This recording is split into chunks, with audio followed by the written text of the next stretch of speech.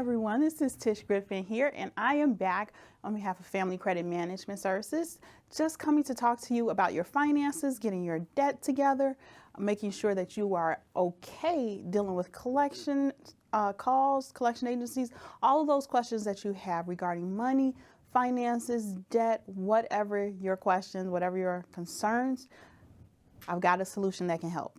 If you've got any questions at all, feel free to reach out to Family Credit Management at 800-994-3328 or go online to the Family Credit website at familycredit.org, and you can chat right then and there with an actual counselor that can help you by going over your situation, helping you review your budget, your credit report, whatever you have questions on, there is someone there to help you. So use them as a trusted resource. Now today, here, the holidays are upon us. They've come back again. That's right. We survived all year, and now the year is about to end. The holidays are coming, and there are so many people that are out that are frantic about the holidays, that have questions, that are stressed out about it, about dealing with your finances and money in the holidays. So this is a touchy subject for a lot of people. So we're going to go over some tips and strategies to help you with that, some things that actually help you think before you make decisions as well. And one of the things that's affecting us the most right now is the fact that rates are starting to go down. That's right. After the end of the last Federal Reserve meeting, with all of the politics hoopla that's been going on, yes, rates are starting to trend downward. Now, that does not mean that there's a whole lot of money right now to be saved. It's not saying that rates are going back down to 2% like they were years ago. No, nothing like that. Now, keep in mind that the Federal Reserve, when they set the interest rates, this is the rate that all banks, finance companies, whoever, whatever institution, be it a credit union, they borrow the money from the Federal Reserve. Once they get that money, then they pass that charge on to you, and that's what determines your rates. Each lender is different, each creditor is different, everyone has their own standards, but the rate at which we can get money from the Fed is what determines our monetary policies here. So keep that in mind. When we see that rates are going down, that means that the banks can borrow at a cheaper rate, so hopefully the rates will go down for us as well. And what helps makes that happen for you is making sure that you have yourself in order. That means that you're looking at your finances, that you're looking at your budget, paying attention to your budget, and looking at your credit report, because yes, credit is what determines what we will get and what financing we will receive. So with rates going down, people are saying, well, now I can afford a little bit more, or I can afford luxury. And we turn to the auto industry and we can see that, guess what? There's a lot more people that are looking to buy cars nowadays, and you're starting to be able to find deals. Now, I want you to just be careful and make sure that whatever you do, whatever payment you decide that you can handle, make sure that you stay within your budget and you stay within those guidelines. It's very important. It's very easy when you get into a dealership to get off track a little bit. You've got the high pressure tactics from the sales representatives. You've got the nice, bright, shiny cars that are there. And sometimes we make impulsive decisions. Sometimes we do. Now we may go in there and say, I know what I want, but we end up with something else. What I want you to do first, and we talk about this all the time, so it shouldn't be new, but look at your budget and see how much you can comfortably afford for a car payment. Now, this is going to be our base. Sometimes we say, when I say comfortably afford, that means that it can be lower, it can be a little bit higher, but this is where we are. This is comfortable for us. I won't be struggling with adding this on, okay? So you want to keep that number in mind.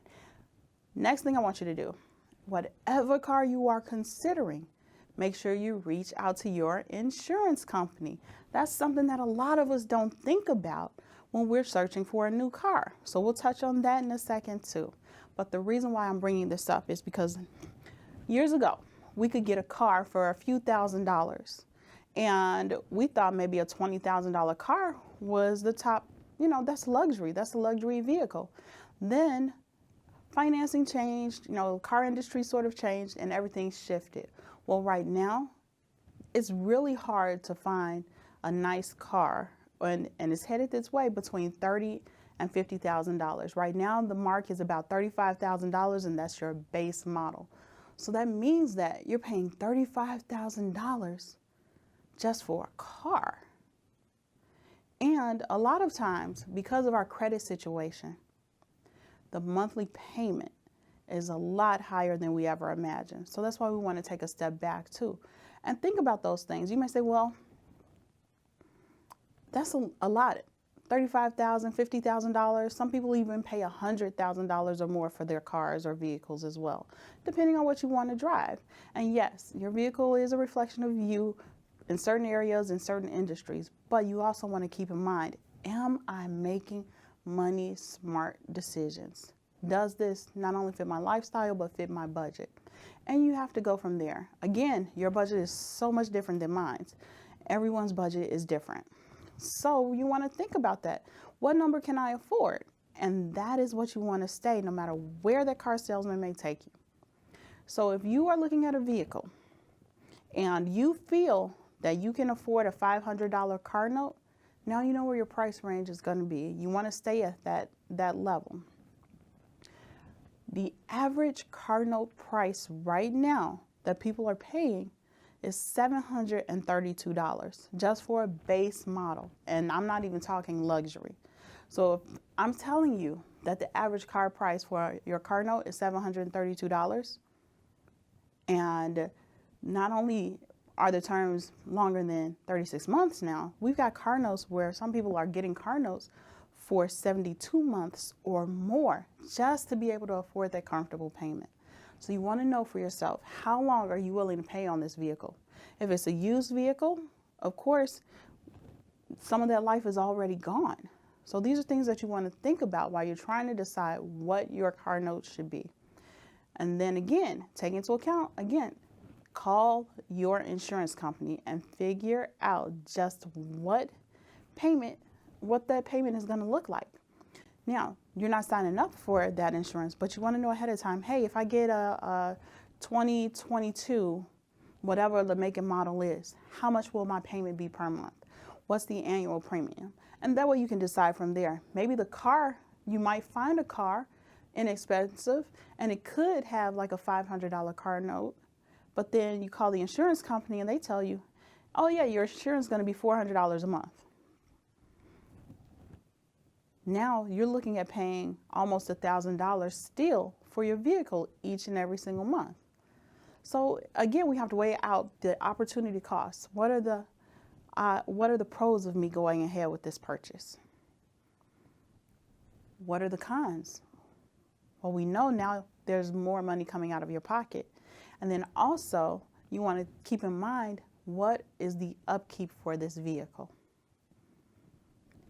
How much do oil changes run? Some oil changes you can get a good deal on still, maybe $50 or less, but then there are some cars, depending on what they are, that require more. So you also want to keep all of this in mind while you're going through trying to make this decision on what car you can comfortably afford. Your credit tells a lot about what that payment should be. And when I first got my first car when I was younger, and keep in mind, this was years ago, just starting out, just became an adult. And the first interest rate that I was presented with was 28.99%. 28%. So even though I saw that number, I saw that my payment was only, was only about $350 at the time. So for me, that worked out and that was a good deal. But at the time, I didn't realize that 28.99% interest rate, that's a lot of money, extra money to put on top of a car. So we wanted to always keep this in mind. I could have gotten a better car, lower interest rate, whatever it is. And at that time, I could have worked on establishing and rebuilding and building my credit up so that I could get a better offer. Now, that's what I did eventually. But we all go through it. We always all have those aha moments that say, man, I can't believe I made that decision. And especially when it relates to your finances. So use whatever situation that you're in, whatever may be available to you as a learning opportunity to say, okay, this is where I'm at today, but now let me work towards making things better. I might not be able to get that car that I want right now, but what do I need to do to make sure that I get a better rate, a lower rate, and can do a little bit better for myself? And sometimes you can get interest rates as low as possible.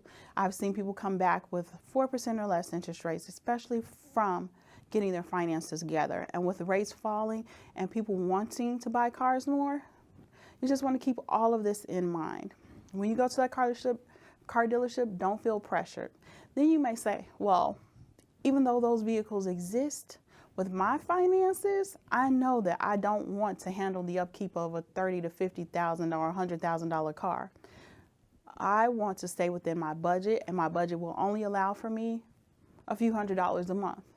Now you may want to look at buying a used vehicle, and there are other options out there too for you to find a used vehicle. Just make sure you do your research on the car, know what you can comfortably afford, and if all else fails, start saving, setting a plan. You may say, I know I have maybe about a year left on my car. I know my car should last for another 6 months or so. And now is when you want to sit down with your budget and say, okay, over the next 6 months, how much can I save out of each one of my paychecks? What can I give up to help fund my new car? What can I do in my budget to adjust things so I have just a little bit each and every single month? And then we want to start looking at those bills, making sure we're going through things, and we can go ahead and account for any type of spending leaks. This is where we have to discipline ourselves just a little bit more, saying, yeah, I know I want that new car. Let me prepare for it. With the start of the new year, interest rates falling, prices may be going down. There may be some better offers at the beginning of the year. Let me set myself up so that I will be okay when that comes, and I can have a nice amount to put down on a car, or knowing what my budget is so that I can make things different and better for me. So those are some tips that you want to use when you are looking to make those purchases. Also, with the holidays here, we're thinking about gift giving, Christmas time, Thanksgiving is coming up, or it may pass by the time this airs, but these are things that we're thinking about with our families too, sitting down to say, now that Christmas is upon, now the holiday season is upon, gift giving is become a thing. It really has. And a lot of families look forward to that tradition. But for some people, it causes so much stress to even just think about, what am I going to do? A lot of us are struggling to make it day to day. A lot of us are still struggling and recovering from the effect that COVID had on each one of our families and our finances. And so we're starting to get things back together, but guess what? We may not be perfectly okay. Knowing what your situation is and what you can do will help so much over the next few weeks as we prepare for the holidays. Keep in mind, not everyone has to actively buy gifts or spend a whole lot of money on the holiday season. So what are some things that we can do? What are ways that we can make sure that we're okay with our finances? First and foremost, you always want to make sure that you are taking care of whatever it is you need day to day. That's your utmost, that's your priority. That's where you focus your attention, making sure your daily needs are met, your monthly financial obligations are met, and then everything else can come after that. And you may say, during that time, I have nothing left. So let me go ahead and finance what I can. Let me see if I can get a loan. I want to buy gifts. I want to do this. I want to caution you. All those things that are out there and available to us, they may or may not be a good idea for us. And a lot of people are headed towards, because I can't finance things right now, because I can't buy it right now, I'm going to finance it and finance it over time. And so the buy here, pay, or the buy now, pay later, that's really caught on. We've got so many different places that are talking about buy now, you can pay later, and you don't even have to worry about it. You can go online, you can use all the different tools that are there. You can use Klarna, you can use Afterpay, ShopPay, Affirm. All of these things are popping up. And it's saying that we can get whatever we want right now, but we don't have to pay for it just yet. You can either make installments every time you get paid for the next 2 or 3 or 4 months. You can stretch it out over a year. You can do 24 months, whatever you want to do to finance it. Now, what we don't realize is that a lot of times the finance charges that are there They're a lot higher than what we were paying in the past anyways. And some of these places even charge a service fee. That means that, guess what? They're getting more of your money anyway. I want to caution you and just put this out there. Just because those things are out there, they do not mean that we need to get it right now. And a lot of times we think about that instant gratification of, I want it now. I need it now. I've got to get it now. If I don't get this shirt right now, I don't know what's going to happen, but I know I need this in my life. I just want to buy this right now. I need those shoes. I need that camera. I need, the watch, whatever it is. We can put it on those and set it up for payments where we're paying on it each and every single month. The thing is, it's not a one-time only deal. When you make that first payment, however you set it up, in a couple of weeks or even another month, you're going to have to make another one. And that's going to dip into your budget each and every single time. So you want to make sure that if you do go that route, make sure that it's manageable. But a lot of times we can go ahead and take that money right there that we're talking about putting on that item and save it. Guess what? If you were your own bank, you'd save so much money over using these other options. Think about it with Klarna or Afterpay. What do? They set you up for 4 payments, right? Based on your paycheck, or 6 payments based on your paycheck when you get paid. If you take that amount of money, whatever it may be, and you put it aside and put it into your savings account and save it for the next 4 times you get paid, guess what? You can pay for that right then and there. You eliminate the finance charges, so you're saving more money and you have that item right then because you were able to save, discipline yourself for it, and then, yes, you have that item, but you didn't have to use their financing. And nowadays, a lot of places will allow for financing. I've seen people even take trips using those types of means, and they're all good too. But I just want to let you know that if you are able to save that money on your own and discipline it, then either, let's say you're going to do that trip, by you saving towards it and paying for it later, now you've got more to go towards it. That item that you're looking to buy, that blouse or whatever it is that you need to get, you're saving up for it. Now you can get 2 blouses instead of just the one. Think about it. Those are little things that we can do, little ways that we can even make sure that our spending habits are better, that we're saving more. And sometimes when we take that item that we just have to have now and we say, you know what, I'm going to save for it. I'm going to set myself up. I'm going to put it in my savings account for the next few months, and then I'm going to save and then go out and buy that item. Sometimes what we find is, I didn't even want it in the first place. I didn't need it because I've taken that time, I've disciplined myself, and I've waited, I've saved towards. You might find that you like savings. You might find that you like having that extra money in the bank versus running out and buying something. I know that's what I've done. I've said, I really didn't need to get that. And I've saved up all of this money, and guess what? I'm going to keep saving. There may be something else that I want.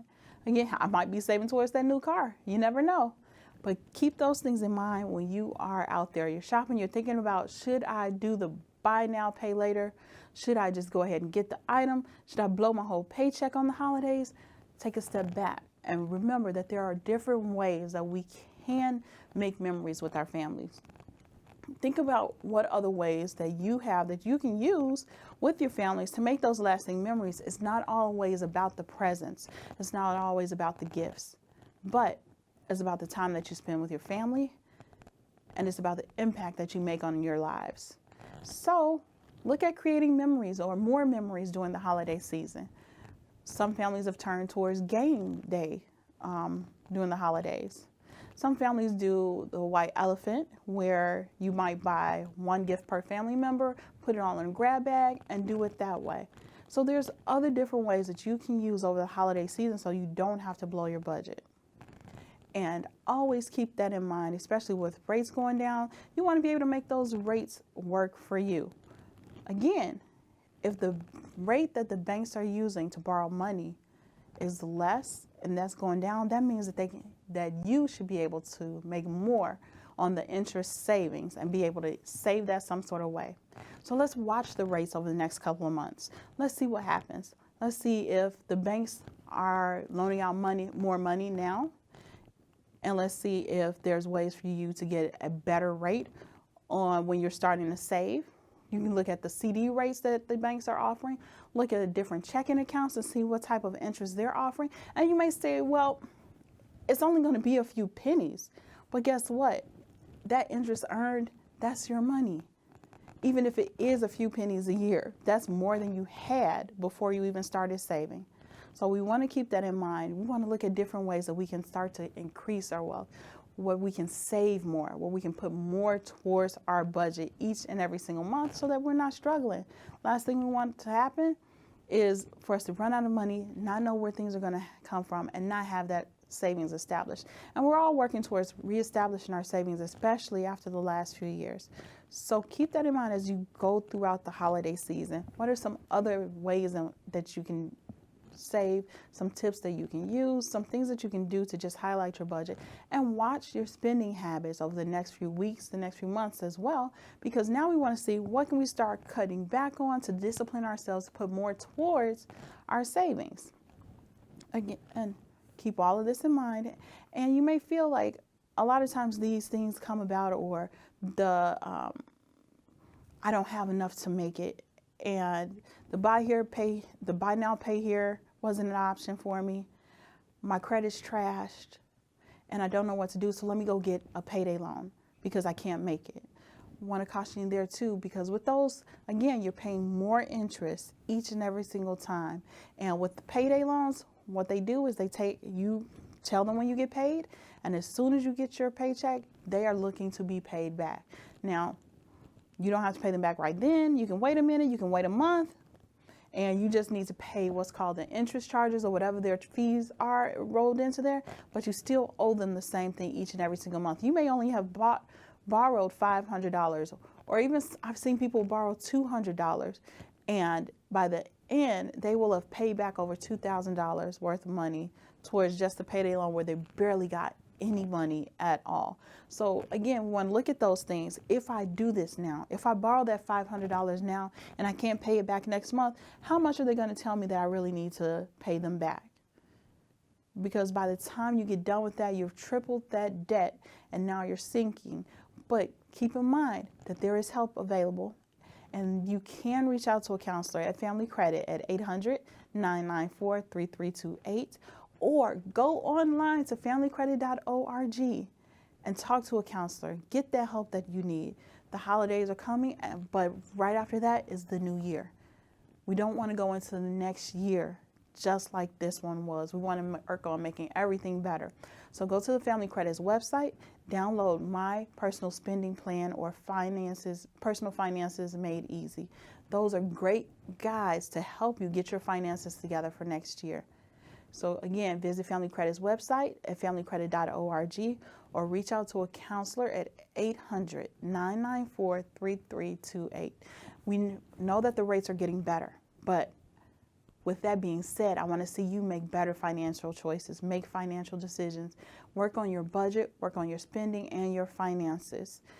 Don't fall into these traps with the scams and the spending more money on finance charges, on interest, and blowing your budget, because it really doesn't do us any good once the holidays are all gone. So feel free to reach out if you've got any questions, comments. Again, reach out to familycredit.org and talk to a counselor or call 800-994-3328.